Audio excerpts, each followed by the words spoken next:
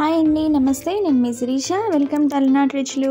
ఈరోజు మన ఛానల్లో ఇడ్లీలండి, వేడివేడిగా. లాస్ట్ వీడియోలో మనం అటుకులతో దోశలు చూసాం కదా, స్పాంజ్ దోశలు. అలానే అటుకులతో ఇడ్లీ చేస్తున్నాను. ఇవి అటుకులతో చేశారా అన్నట్టుగా ఆశ్చర్యపోతారు, అంత మెత్తగా ఉంటాయి. నార్మల్ ఇడ్లీలాగే ఉంటాయి. మనకు ఒక వితిన్ హాఫ్ అన్ అవర్లో అయిపోతాయండి. చాలా చాలా బాగున్నాయి. సో మీరు కూడా ట్రై చేయండి. సో వీడియోలోకి వెళ్ళిపోదాం. ముందుగా ఒక బౌల్ తీసుకున్నాను. 1 కప్పు అటుకులండి, వాష్ చేసి పెట్టుకోవాలి. వాష్ చేసుకున్న తర్వాత ఇడ్లీ రవ్వని ఒక కప్పు అటుకులకి 1.5 కప్పు ఇడ్లీ రవ్వ తీసుకున్నాను. అవి ఒక 10 మినిట్స్ నానబెట్టాలి. ఈలోపు ఈ వాష్ చేసుకున్న అటుకుల్ని మిక్సీ పట్టేసుకోవాలండి మెత్తగా. కొంచెం వాటర్ వేసుకొని చూడండి ఇలాగా. సో ఇది ఎలా అయితే మెత్తగా మిక్సీ పట్టేసాను. దీన్ని ఒక బౌల్లోకి తీసుకుందాము. సో ఇడ్లీ రవ్వ ఒక 10 మినిట్స్ నానిపోయింది. 1 కప్పు అటుకులకి 1.5 కప్పు ఇడ్లీ రవ్వ అండి. సో దాన్ని గట్టిగా పిండేసి అది పిండిలో వేసేయాలి.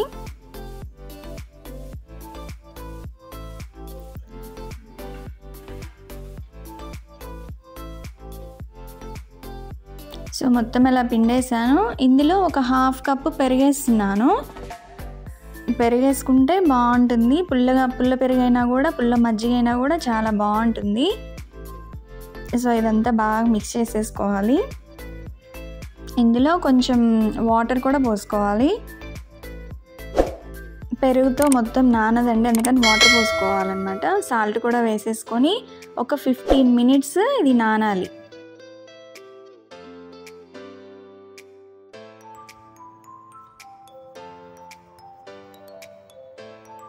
ఓకే, నేను మూత పెట్టేసి ఒక 15 మినిట్స్ రెస్ట్ ఇస్తున్నానండి పిండికి.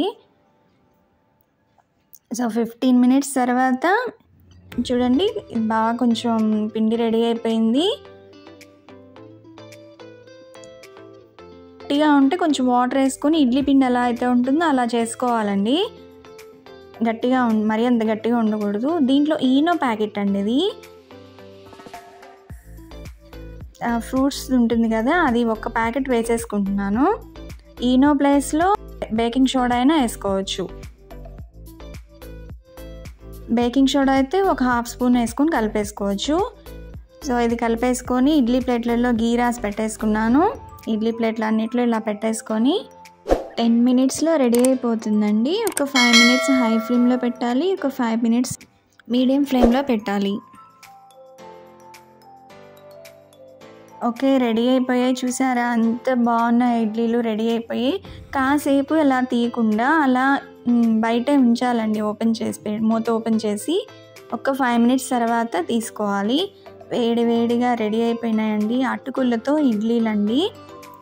చాలా చాలా బాగున్నాయి. ఇంట్లో మా పిల్లలకు కూడా చాలా నచ్చాయి. మీరు ట్రై చేయండి. ఎలా వచ్చిందో కామెంట్ కూడా చేయండి. నేను ఇలా నెయ్యితో సర్వ్ చేస్తున్నాను. వేరుశనగ చట్నీ, టమాటా పుదీనా చట్నీ కూడా నేను వీడియో చేసి పెట్టాను. చూడండి ఎలా మెత్తగా ఉన్నాయో ఇడ్లీలు. చాలా చాలా బాగుంటాయి.